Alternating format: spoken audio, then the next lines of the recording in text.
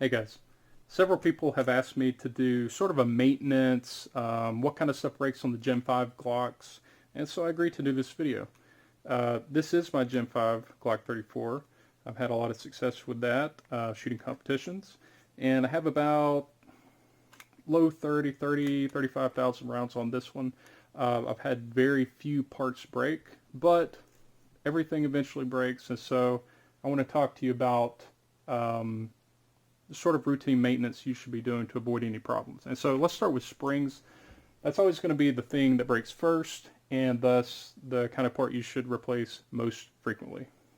All right, striker springs, particularly for competition shooters like me, who run lighter than stock striker springs, you want to replace those every 3 to 5,000 rounds. It depends on how light of a striker spring you are running. The lighter, the more frequently you will have to replace before you get light strikes. So, something to consider. Recoil springs.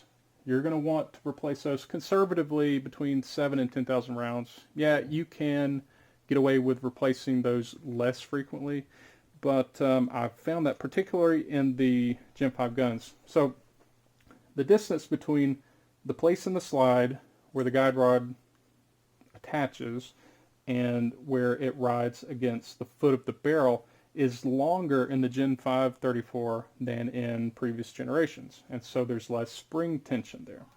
And so I like to do the old test about, hold the trigger down, see if it'll go in battery when you ride it very slowly. And this one does. I found that even with a 13-pound spring, it will begin to fail that test, and that's about the time when I replace. The safety plunger spring that can break and does break. I ran into a situation when I was training this summer where I had sudden unexplained light strikes, and I knew the ammo was good. I knew the striker spring should be good, and so what happened when I took it apart, I found that the safety plunger spring had broken, and it was causing the plunger to bind, and thus the striker to, it was blocking the striker, but enough for it to still fall, but it was causing light strikes. So definitely change those about every 10,000 rounds. Change your mag catch spring yearly, and in the boxes here, the numbers to the right, these correspond to the OEM Glock parts numbers. So if you go to Brownells or your parts store of choice, type in Glock, these numbers, and it should pop up the OEM part that corresponds to each part. And I wanted to say, the mag catch springs will break off in the frame, and you've got a real big problem if they break off like in the middle or down low where you can't get needle nose pliers and you can't pull it out. You've basically got a ruined frame at that point, so be sure to change those at least every year. It's a big deal. Mag springs, you need to change those every year. What I would recommend is to replace, actually start, even if you've got a brand new Glock, I would change to the 11 coil factory Glock 22 mag springs, part number 33601.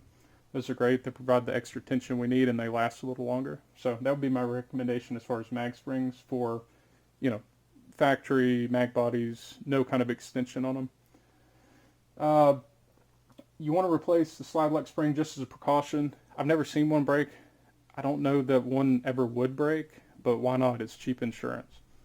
You want to maintain your extractor spring. Change it yearly, again, as a precaution. It'd probably be okay, but why not? That's part number 3449. And if you'll see the asterisk beside striker spring, while you're checking those and replacing those, doing maintenance on those, be aware of your spring cups.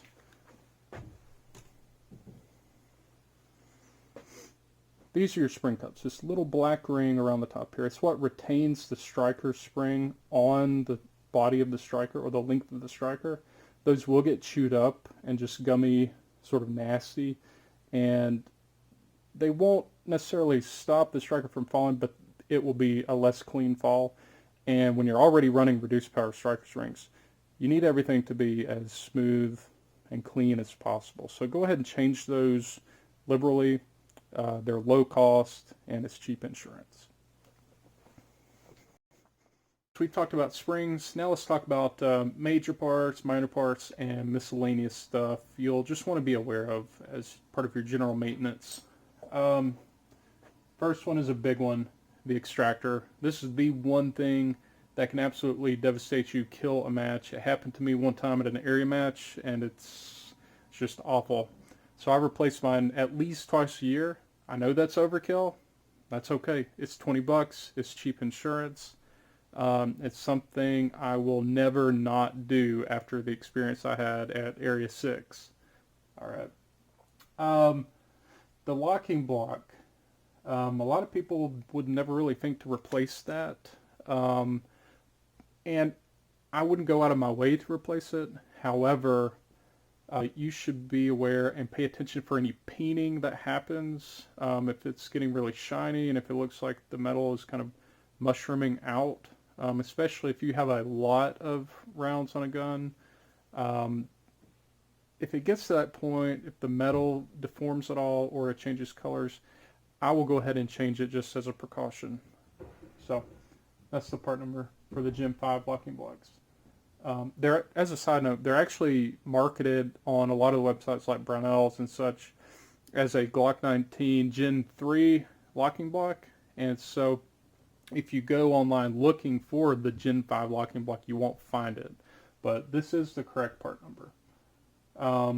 As I mentioned earlier, you want to pay attention to the safety plunger. If you ever have a problem and you've had maybe a spring broke and you've had some friction between the striker and the plunger, you just might want to look at that and go ahead and change it out. The slide lock. I like to change those about yearly, just to make sure everything's locking up as tightly as possible, as tightly as it should. I'm not really worried about that breaking. It's just more of make sure everything's, perfect type deal. This is one to pay attention to. If you have the MOS system, you might notice there, I lost the screw at Nationals. I don't know what happened to it.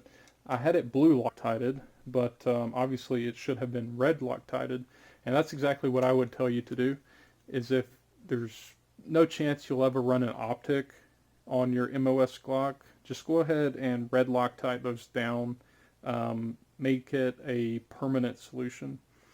If you switch back and forth between iron sights and carry optics or any kind of optic on your MOS system, I will go ahead and blue Loctite it down and check it periodically. I have caught it, coming loose before. I haven't lost the entire plate before, but like I said, I'm running on one screw now, so be aware of that. Also, if you run a captured guide rod, the screw on the end, they can tend to run out and lose those. It's not a big deal. It doesn't affect function, but it is annoying if you have a captured guide rod. The whole purpose for it is that it captures the spring. So blue Loctite is good for those as well. I would recommend replacing the guide rod on similar terms as the locking block. If you see a lot of peening or any kind of deformation where it runs into the leg of the barrel, just pay attention to that. They're usually pretty cheap.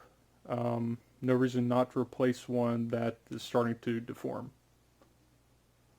You want to pay particular attention to the striker itself, especially the tip of the firing pin. What I would do is have a new in the bag striker and compare it to the one you're using, just to make sure the tip is not shortening or anything. I think that's a big area. Glock really improved on previous generations, the design of the striker, particularly the firing pin. I'm still using the same one in my primary gun with, I can't tell a difference between a brand new one and the one I've put 35,000 rounds on, so that's good. Pay attention to your connector. Just make sure it looks right. Make sure it has the appropriate angle of bend when it sits in the trigger housing. Obviously, if you run a fiber optic sight, which probably you do if you're a competition shooter, make sure you always have extra fiber laying around. It'll pop out. The other thing with Glocks is the front sight wobble. I don't really like, there's no dovetailers. It's just that little screw in there, and I've found that they tend to get loose. You could even lose the screw theoretically, which would be a big problem. But what I like to do is, if you have one that has a plate that sits on top of the slide, like the Dawson Precision, I like to put a thin layer of red Loctite between the sight and the plate. That'll help keep it secure. So we've talked about maintenance, we've talked about parts that break, we've talked about guidelines for replacement schedules. So let's talk about a few other things, other considerations to bear in mind if you're running a Glock, especially if you're running a Glock hard in competition, high round counts. Really, look, Glock parts are so cheap. It costs less than $100 to essentially rebuild the gun every year or for every new competition season. And so that's what I tend to do more often than not, is just go through, replace everything. I know it's going to run that way. Everything is fresh. It's just peace of mind. So I really recommend, if you can swing it, if your round count justifies it, just rebuild the gun. Another thing is having a spare barrel.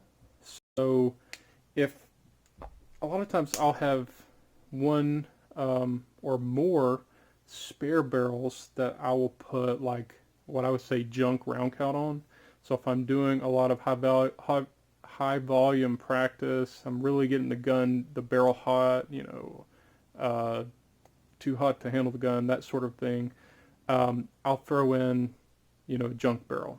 Like if I'm doing a lot of doubles or bill drills at close distance, or practical accuracy, or anything with a really high round count in a really short amount of time, I want to put that not on my match barrel, but on a junker barrel that I don't care about.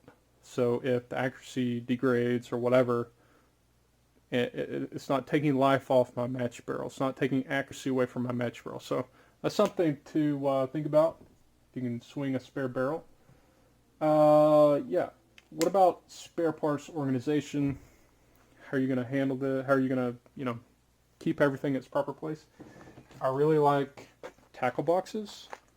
So everything I think I need or might need or could ever need goes in one of these or multiples of these.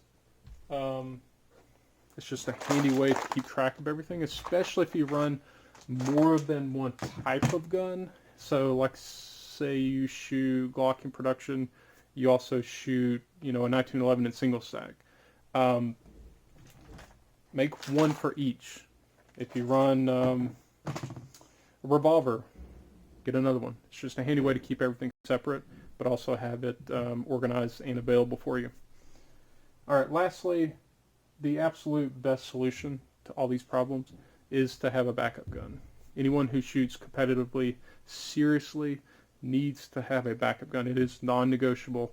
You must have a backup gun, because in the heat of the moment, at a big match, you've got a parts breakage or something, you don't want to have to dig into the guts of the gun, replace a part, springs go flying, you got a real problem on your hands. What you want and what you need is just an entirely new gun, pick up out of the bag, and go shoot. So that's the best solution to everything. Not to say you shouldn't do maintenance. You have to, and you should do maintenance. But if you're a competitive shooter, get a backup gun. And with that, I appreciate you watching. Hope this helps.